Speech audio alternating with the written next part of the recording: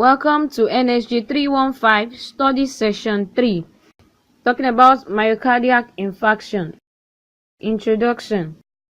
Myocardial infarction, commonly known as heart attack, occurs when the blood flow stops to part of the heart, causing damage to the heart muscle. The most common symptoms is chest pain or discomfort, which may travel into the shoulder, arm, back, neck, or jaw. Often it is in the center or left side of the chest and lasts for more than a few minutes. Learning outcomes for study session 3. At the end of this study session, you should be able to 1. Discuss the pathophysiology of myocardial infarction, explain ways of managing a patient with myocardial infarction. Pathophysiology of myocardial infarction. Myocardial infarction refers to the process by which areas of myocardial cells in the heart are permanently destroyed. Like unstable angina, myocardial infarction is usually but not always caused by reduced blood flow in a coronary artery due to arteriosclerosis and the complete occlusion of an artery by an embolus or thrombus. Management of patients with myocardial infarction.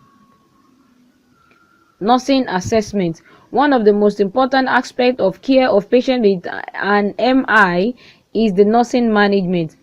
This establishes a baseline on the patient's current status so that any deviation may be noted immediately. The nursing assessment systematically identifies the needs of the patient and determines the priority of these needs. Nursing diagnosis. Based on the clinical manifestations, nursing history, and diagnostic assessment data, the patient's major nursing diagnosis may include the following. 1. Decreased myocardial perfusion related to reduced coronary blood flow from coronary thrombus and atherosclerotic plaque. 2. Potential impaired gas exchange related to fluid overload from left ventricular dysfunction. 3. Potential altered peripheral tissue perfusion related to decreased cardiac output from left ventricular dysfunction. 4. Anxiety related to fear of death. And lastly, 5. Knowledge deficit about post-myocardial infarction self-care. Nursing management. Firstly, relieving of pain.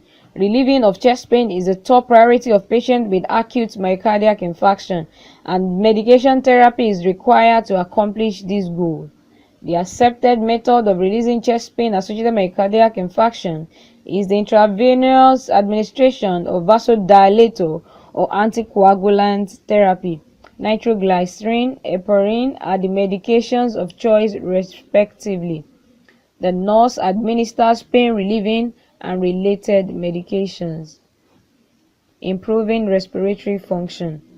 Regular and careful assessment of respiratory function can help the nurse detect early signs of complications associated with the lungs. Scrupulous attention to fluid volume status prevents overloading the heart and hence the lungs. Encouraging the patient to breathe deeply and change position frequently helps keep fluid from pooling in the lungs. Promoting adequate tissue perfusion. Keeping the patient on bed or chair rest is particularly helpful in reducing myocardial oxygen consumption. Checking skin temperature and peripheral pulses frequently is the most important to ensure tissue perfusion. Oxygen may be administered to enrich the supply of circulating oxygen. Reducing anxiety. Developing a trusting and caring relationship with the patient is critical in reducing anxiety. Frequent opportunities are provided for the patient to share concerns and fears privately. An atmosphere of acceptance helps the patient to know that these feelings are both realistic and normal. Promoting home and community-based care. That is, teaching patients self-care. The most effective way to increase the probability that the patient will comply with a self-care regimen after discharge is to provide adequate education about the disease process and to facilitate the patient's involvement in a cardiac rehabilitation program. Summary of study session 3. In this study session, you've learned the following. Number 1, myocardial infarction refers to the process by which areas of the myocardial cells in the heart are permanently destroyed. Like unstable angina, myocardial infarction is usually but not always caused by reduced blood flow in a coronary artery due to atherosclerosis and the complete occlusion of an artery by an embolus or thrombus. Number 2, one of the most important aspects of care of patients with a myocardial infarction is the nursing assessment.